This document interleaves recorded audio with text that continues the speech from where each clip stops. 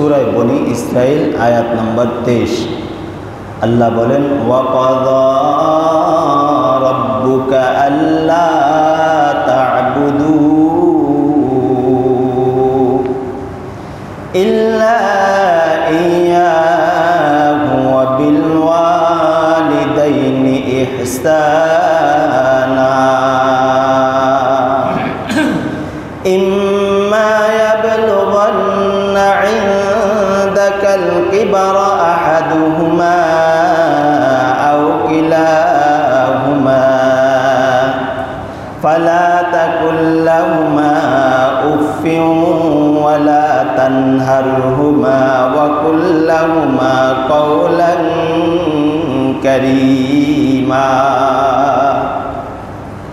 আল্লাহ তাআলা বলেন, ওয়াকাযা রাব্বুকা, তোমার রব নির্দেশ দিয়েছে।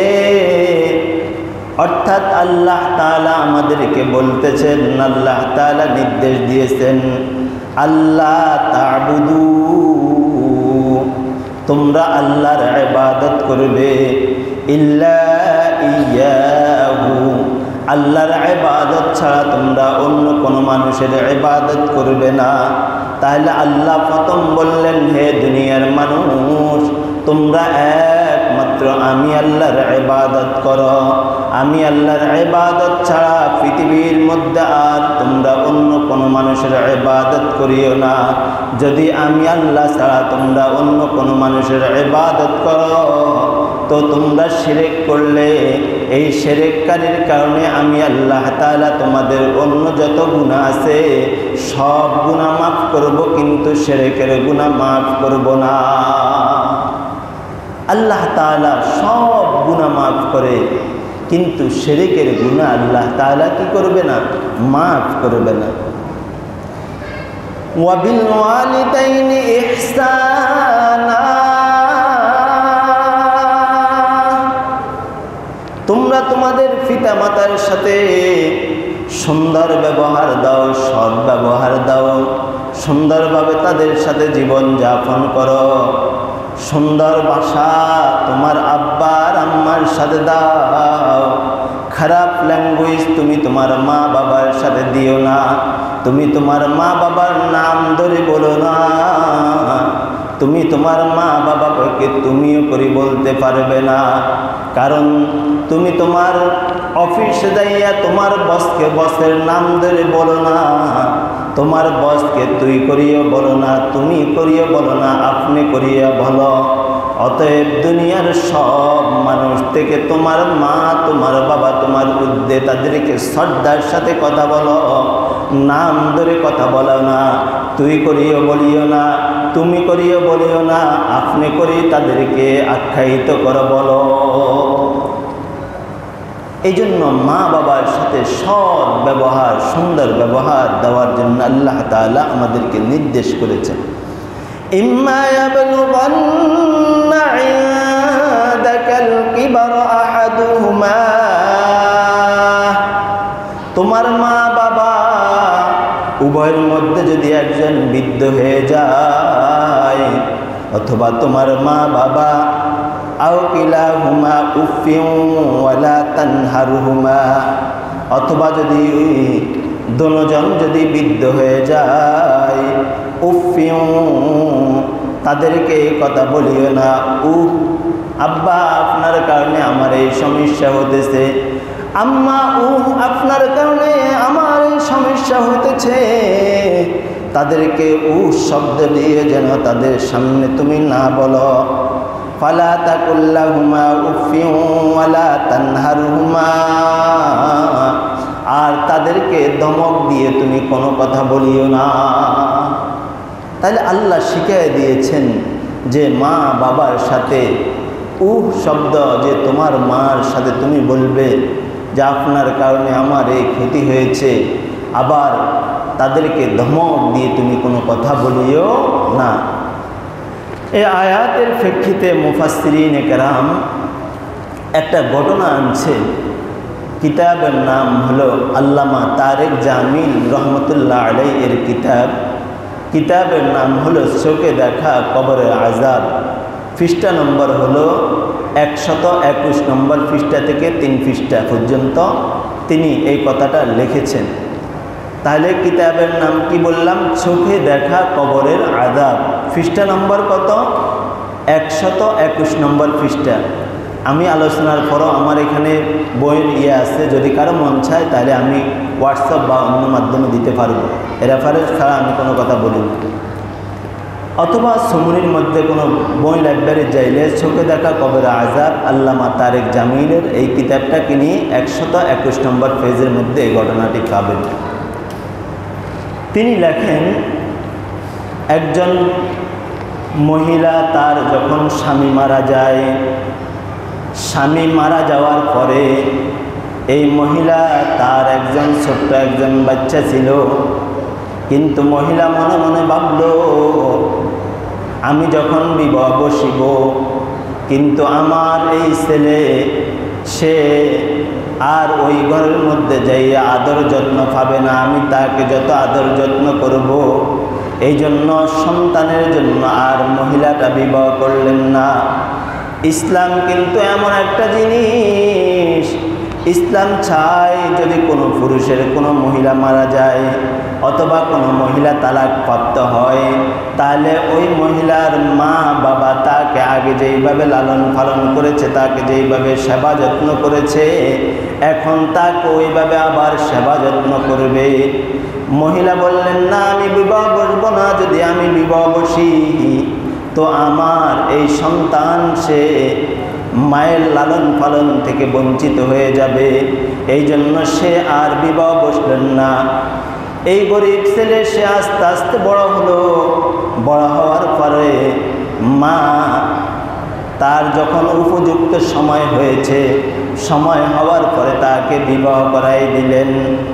ছেলে গরিব মানুষ, মানুষের ঘরের মধ্যে যাইয়া কাজকর্ম করতেন, আর আগের দিনে জমিনটাকে সে ক্রয় করিয়া একটা আখ সে জমিন থেকে উঠাইয়া বাজারে নিয়ে সুন্দরভাবে বিক্রি করতেন।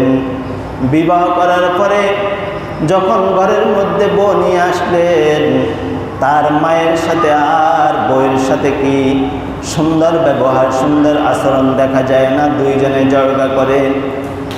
এক পর্যায়ে তার বিবি ঝগড়া করতে করতে সে রাগান্বিত হয়ে বাপের বাড়ির মধ্যে চলে গেলেন। ছেলেটা যখন মাগরিবের সময় আখ বিক্রি করে যখন ঘরের মধ্যে আসলেন, দেখতেছে তার বিবি নাই। মাকে জিজ্ঞেস করলেন, মা আমার বিবি কোথায়? বললেন, সে আমার সাথে ঝগড়া করে সে তার বাপের মায়ের মধ্যে চলে গেলেন। এবার ছেলেটাও শ্বশুর বাড়ির মধ্যে চলে গেলেন, শ্বশুরালার মধ্যে চলে গেলেন। যাইয়া বউকে জিজ্ঞেস করলেন, ব্যাপারটা কি, তুমি কেন আসলে? বলে, তোমার মা পুরা দিন আমার সাথে ঝগড়া করে, আমি আর তোমার সংসার করতে চাই না। ছেলে বললেন, হে আমার স্ত্রী, হে আমার বিবি, তুমি যদি আমার সংসারটা নষ্ট করো না, তুমি আমার সংসারটাকে ভেঙো না,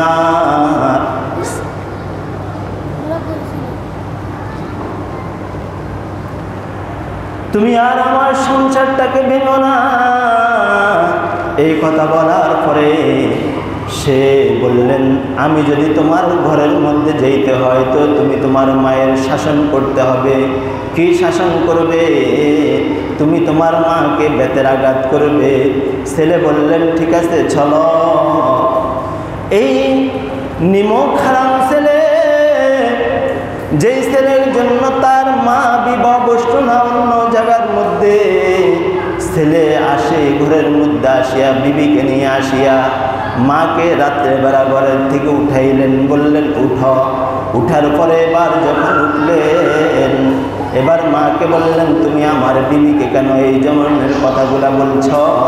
মার উপরে যখন আঘাত করা শুরু করলেন, মা তখন চোখের পানি ফালাই আল্লাহর কাছে বললেন, আল্লাহ তুমি আমার ছেলেকে হেদায়েত দিয়ে দাও। এবার কিছুদিন পরে আবার তার বিবি আর তার শাশুড়ি আবার কিছুদিন পরে ঝগড়া লাগলেন। ঝগড়া লাগিয়ে এবার বিবি আবার বাপের বাড়ির মধ্যে চলে গেলেন। বাপের বাড়ির মধ্যে যাইয়া সে আর বাপের বাড়ি থেকে আসে না। ছেলেটা আবার বাপের বাড়ির মধ্যে তাকে আনার জন্য তার শ্বশুর বাড়ির মধ্যে চলে গেলেন। যাইয়া বললেন, বিবি কি ব্যাপার, তুমি কেন চলে আসছ? বলে, তোমার মার আচার আচরণ চলাফেরা আমার থেকে ভালো লাগে না, এই জন্য আমি চলে আসলাম, কিন্তু আমি আর যাব না। বললেন, না, তুমি আমার সংসারটা নষ্ট করো না।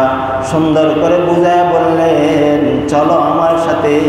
বললেন, একটা শর্তেই যেতে পারি, তোমার মাকে যদি হত্যা করো। ছেলে বললেন, বিবি এটা কি বলো? আমি যদি আমার মাকে হত্যা করি তো আমি সব সময়ের জন্য জেলের মধ্যে আবদ্ধ হয়ে যাব, আর তোমাকেও পাবো না, মাকেও পাবো না, আমি কি কাজটা করলাম? তারপরেও বললেন, ঠিক আছে, তোমাকে রাখার জন্য আমি আমার মাকে হত্যা করব। বিবি বললেন, তোমাকে একটা উপায় ব্যবহার করতে হবে, ওটা হলো তুমি আজকে বাজারে যাইয়া 2টা কমলা নিয়ে আনবে। কমলা আনার পরে তুমি তোমার মাকে বলবে, রাত্রের বেলায়, আম্মা আমি আগ বেশি সংসার চালাইতে আমার খুব কষ্ট হয়, আপনি যদি আমার সাথে একটু হেল্প করেন তাহলে আমার একটু সহযোগিতা হলো।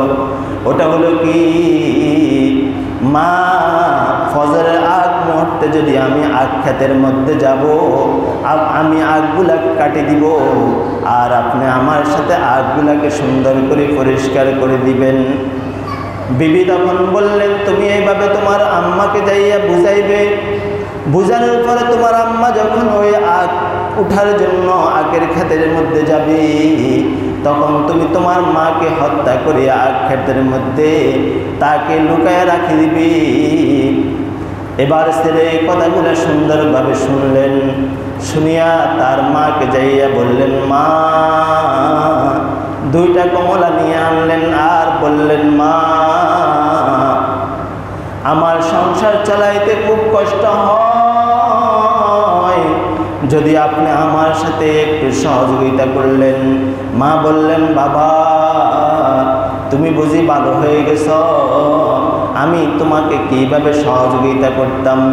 বললেন, মা আমি যখন ফজরের আগে আগ উঠার জন্য যাব, তো আপনি আমার সাথে যাবেন, আগগুলাকে একটু পরিষ্কার করে দিবেন, আমি আজকে থেকে বেশি আগ বাজারে ক্রয় করে আপনার জন্য আজকে থেকে ফল ফ্রুট একটু বেশি নিয়ে আসতে পারবো। এই কথা বলার পরে মা বললেন, হ্যাঁ আমার বাবা মনে হয় আমার ছেলে ভালো হয়ে গেলেন। মা এই 2টা কমলা খাইলেন, আর পুরা রাত্রে ঘুম যান নাই।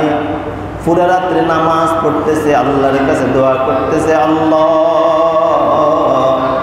যেই ছেলে আমাকে আগে মারধর করত, এই ছেলে তো ভালো হয়ে গেছে, আমার উপরে আজকে আর কোনো আঘাত করবে না। ফজরের আগে এই ছেলেকে তার রুম থেকে ডাকিয়ে উঠাই দিলেন, বাবা চলো, তুমি না আমাকে নিয়ে আগ কাটার জন্য যাবে, চলো আমার সাথে চলো। ছেলে এবার ঘুম থেকে উঠলেন, উঠিয়া দা নিলেন আর একটা কোদাল নিলেন, নিয়ে এবার জমিনের মধ্যে মার সাথে চলে গেলেন। 2-1টা আগ কেটে দিলেন, মাগুলাকে পরিষ্কার করতেছে। আর ওই অবস্থায় তিনি তিনার কোদালটা যখন তার মায়ের দিকে মারবে, মাকে হত্যা করার জন্য, সাথে সাথে আল্লাহ পাক রব্বুল আলামিন ওই ছেলেকে সাথে সাথে আল্লাহ তাআলা বিস্ময় করে দিলেন। সে পাথরের মতো এমনিতেই দাঁড়ায় রইলেন, তার আর হাত চলে না। মা সামনের দিকে দৌড়াইতেছে আর বলতেছে, বাবা আমি মনে ভাবলাম যে তুমি ভালো হয়ে গেলি, কিন্তু না, তুমি যে তোমার বউয়ের কথা ধরলি এটা আমি মনে মনে ভাবলাম না। এই কথা বললেন আর সামনের দিকে অগ্রসর হইতেছে, দৌড়াইতেছে। এবার ছেলে তাকে আস্তে আস্তে করিয়া তার শরীরটা মাটির দিকে আস্তে আস্তে করিয়া নিচের দিকে যাইতেছে। মা কিছু পথ যাওয়ার পরে এবার পিছনের দিকে তাকায়, ছেলেকে আর দেখা যায় না। পিছনে আস্তে আস্তে ওই জমিনের মধ্যে যখন আসলেন, দেখলেন ছেলের হাঁটু পর্যন্ত মাটির মধ্যে ঢুকে গেলেন। এবার ওই এলাকার মানুষদেরকে ডাক দিলেন, কে আছো? আমার ছেলেকে একটু রক্ষা করো। মানুষ আসলেন, আসিয়া দেখতেছেন নিচের দিকে আস্তে আস্তে ছেলে চলে গেলেন। এক পর্যায়ে ছেলেকে খোঁজার জন্য ওই এলাকার মানুষ 30 ফিট পর্যন্ত মাটি উঠাইলেন, কিন্তু ছেলেকে আর পাইলেন না। এই জন্য মা আর বাবার সাথে যদি কেউ বেয়াদবি করে তো আল্লাহ তাআলা তাকে দুনিয়ার মধ্যে শাস্তি দিয়ে দেখায় দেয়, আর পরকালেও তো তার জন্য শাস্তি। আল্লাহ তাআলা সূরা বনী ইসরাঈলের 23 নম্বর আয়াতে কারিমার মধ্যে বলেন, উফি ওয়ালা তানহারহুমা, তোমার মা তোমার বাবা তারা যেন আহ এই শব্দটি যেন না বলে। আমার ছেলে আমাকে কত কষ্টের মধ্যে রেখে দিল, আমার ছেলে আমাকে কত বিপদের মধ্যে রেখে দিল, আমার ছেলের কারণে আমি কোনো সহযোগিতা পাই না। ওয়ালা তানহারহুমা, আর তাদেরকে ধমক দিও, কথা বলিও না, মা বাবাকে ধমক দিও না। ওয়াকুল্লাহুমা কওলান কারীমা, তাদের সাথে শ্রেষ্ঠ স্যারের সাথে নম্রভাবে নম্র ব্যবহার দাও, সুন্দর ব্যবহার মা বাবার সাথে দাও। তারপরে আয়াতে আল্লাহ তাআলা সূরা বনী ইসরাঈলের 24 নম্বর আয়াতে কারিমার মধ্যে বলেন, ওয়াকফিজ লাহুমা জানাহাজ যুল্লি মিনার রাহমা, ওয়াকফিজ লাহুমা জানাহাজ যুল্লি মিনার রাহমা, মা বাবার জন্য রহমতের দোয়া করো, তাদের সাথে নম্রভাবে মৃদুভাবে তোমার মাথাটা কি করে দাও, তাদের সামনে ছেড়ে দাও। মা আপনার কি খাইতে মন চায়, বাবা আপনার কি খাইতে মন চায়। আপনি যখন ছোটবেলায় ছিলেন তো বাবার পকেটটা আপনার পকেট ছিল, আপনার যখন যা খরচের দরকার বাবার পকেট থেকে খরচ করেছেন। আর যখন বাবা বৃদ্ধ হয়ে গেছে, বাবার যখন ইনকাম কমে গেছে, বাবা যখন দোকানে যাবে বাবার কাছে চা খাওয়ার মতো পান খাওয়ার মতো টাকা নাই, আপনি অদম কোনোদিন বাবাকে এটা জিজ্ঞেস করেন নাই, বাবা আপনি যে দোকানে যাইতেছেন আপনার পকেটে টাকা আছে কিনা, আপনি যে চা পান খাবেন। এই জন্য আমাদের যাদের বাবা এবং মা আছে তাদেরকে সব সময় জিজ্ঞেস করতে হবে, আব্বু আপনার কি লাগবে, আম্মু আপনার কি লাগবে। বিবাহ শাদী করার পরে আমরা অনেকেই আছি মা বাবাকে আরো বেশি ভুলে যাই।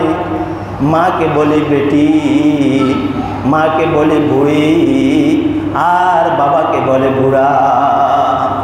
আল্লাহ বলে না না না, তুমি তোমার মা বাবার সাথে আচরণ করতে পারো না। ওয়াকফিজ লাহুমা জানাহাজ যুল্লি মিনার রাহমা, তাদের সাথে নরম দিলের সাথে মৃদু আওয়াজে সুন্দর আওয়াজে ভালোবাসার সাথে মা বাবাকে ডাকো।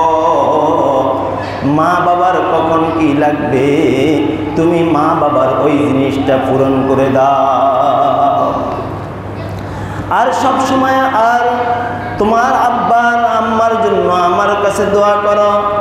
আমার সাথে বলেন ওয়াকুল রব্বিরহামহুমা কামা রব্বায়ানি সগীরা। আল্লাহ শিখিয়ে দিয়েছেন আমার বান্দা বান্দীরা তোমরা সব সময় তোমার মার বাবার জন্য আমার কাছে দোয়া করো। ওয়াকুল রব্বিরহামহুমা কামা রব্বায়ানি সগীরা। অর্থ ধরেন, আয় আল্লাহ আমার মা আমার বাবা ছোটবেলায় যেইভাবে আমাকে লালিত পালিত করেছে, আল্লাহ আপনি তাদেরকে জান্নাতের মধ্যে ওইভাবে লালিত পালিত করিয়ে। বলেন আমিন। এবার আসেন মা বাবার হক কতটি? 14টি। বাবা আর মায়ের পিতামাতার হক কতটি? 14টি। সন্তানের হক হলো 12টি।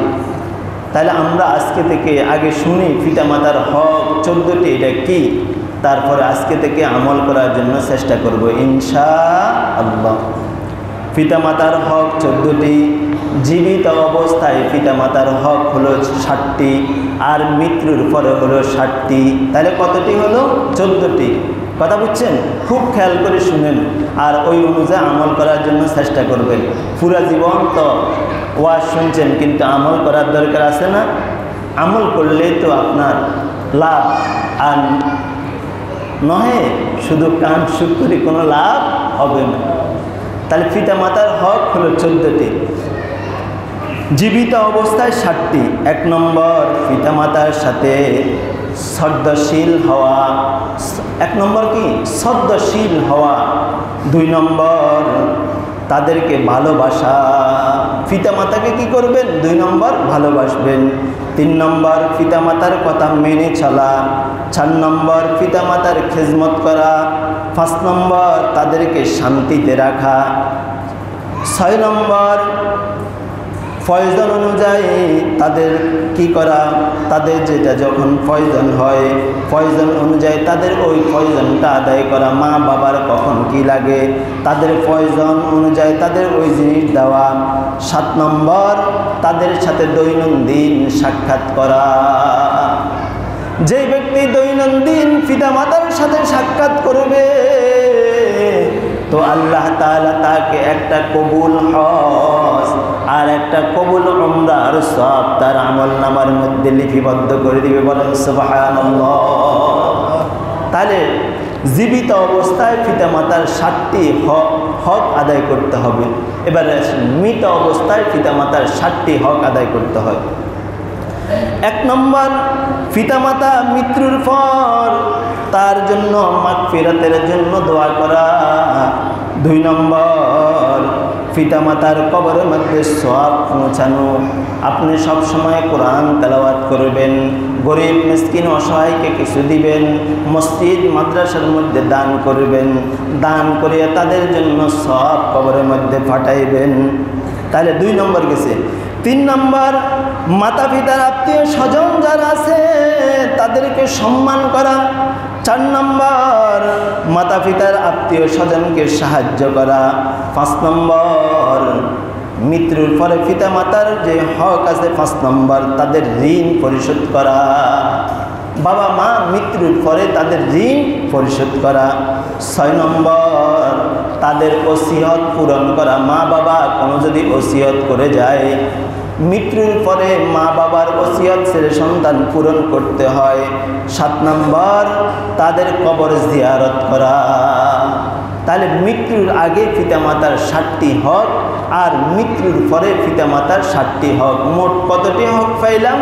14টি হক। এবার আসেন সন্তানের হক হলো 12টি।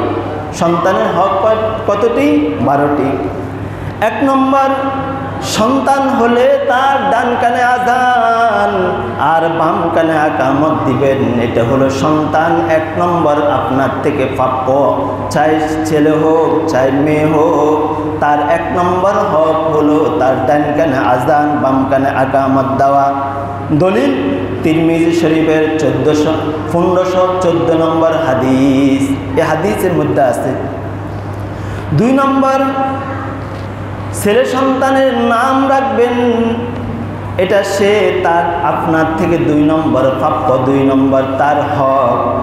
দলিল আবু দাউদ শরীফের 4948 নম্বর হাদিস। 3 নম্বর 7 দিনের মাথা অথবা 21 দিনের মাথা সন্তানের আকিকা করা। 7 দিনের মাথা যদি 7 দিনের মধ্যে না পারেন, তাহলে 21 দিনের মাধ্যমে সন্তানের কি করবেন? আকিকা দিবেন। এই রেফারেন্সটি তিরমিজি শরীফের 1513 নম্বর হাদিসের মধ্যে আছে। আকিকার ক্ষেত্রে ছেলে হলে 2টা আর মেয়ে হলে বকরি মানে ছাগল হলে 1টা। গরুর যদি কোরবানি যদি শরীক দেন তাহলে 1 শরীক হলে হয়ে যাবে। আর যদি কেউ যদি গরিব হয় তাহলে সন্তানের ছেলের 1টা বকরি দিলে হয়ে যাবে। বা কেউ এখন অসুবিধাতে আছেন, এখন একটা দিয়ে দিচ্ছেন, পরবর্তী পারলে আরেকটা দিয়ে দিবেন। তাহলে 3 নম্বর হক গেল সন্তানের।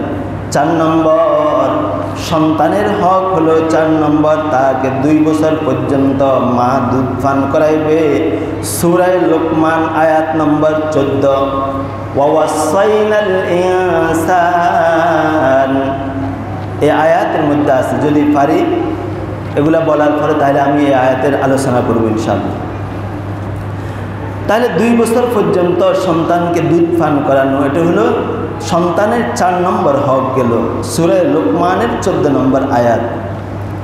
5 নম্বর সন্তানকে সুন্দরভাবে লালন পালন করা, তিরমিজি শরীফের 1705 নম্বর হাদিস। 6 নম্বর সন্তানের হক হলো মেয়েকে গুরুত্ব দেওয়া। মেয়েকে কি দিবেন? গুরুত্ব দিবেন। বর্তমান সময়ে আমরা শুধু ছেলে যা চায় তা দিতে চাই, মেয়ে কোনো জিনিস খুঁজলে আর এটা দিতে চায় না। তাহলে রাসূল সাল্লাল্লাহু আলাইহি ওয়াসাল্লাম বলেন মেয়েকে বেশি গুরুত্ব দিবে। মুসলিম শরীফের 2616 নম্বর হাদিসের মধ্যে আছে, কারো দরকার হলে ওইখান থেকে দেখে নেবেন। এই হাদিসগুলা মাদ্রাসার কিতাবের কথা বলতেছি। 7 নম্বর সন্তানের হক হলো সন্তানকে ধর্মীয় তাকে জ্ঞান শিক্ষা দেওয়া। যদি ধর্মীয় জ্ঞান শিক্ষা দেন সন্তানকে, তো আপনি মারা যাওয়ার পরে সন্তান আপনাকে কি করবে? আপনাকে কেয়ার করবে, বাবা মা বলে আপনাকে দেখবে। যদি ধর্মীয় জ্ঞান তার মধ্যে না থাকে, কোরআন হাদিসের জ্ঞান না থাকে, তো বাবা মাকে মৃত্যুর পরে কি করবে এটা তার জানা থাকবে না। 8 নম্বর এই রেফারেন্সটি আছে ইবনে মাজাহ শরীফের 3671 নম্বর হাদিসের মধ্যে আছে। 8 নম্বর সন্তানের সাথে সুন্দর ব্যবহার দিবেন। সন্তানের সাথে কি দিবেন? সুন্দর ব্যবহার দিবেন।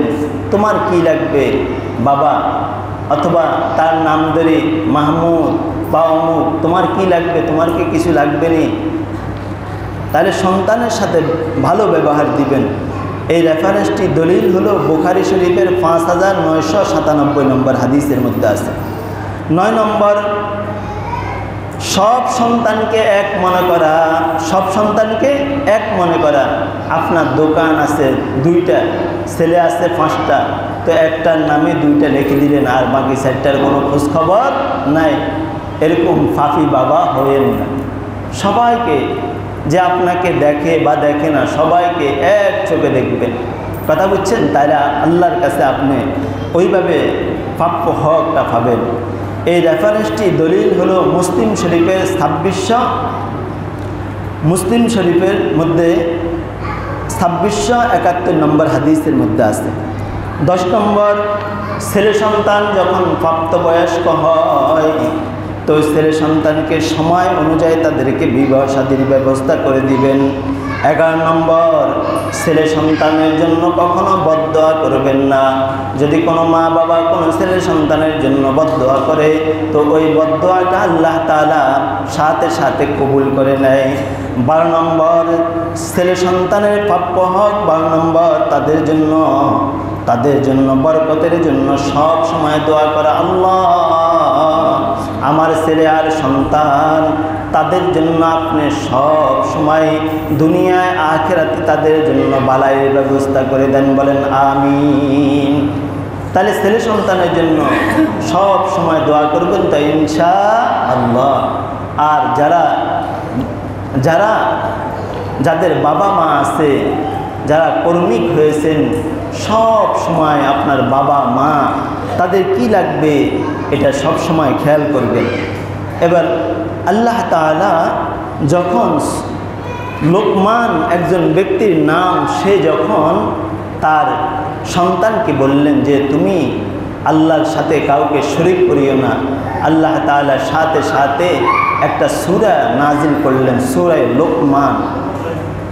এই সূরা লোকমানের 13 নম্বর আয়াতের মধ্যে আল্লাহ তাআলা বলেন, وَإِذْ قَالَ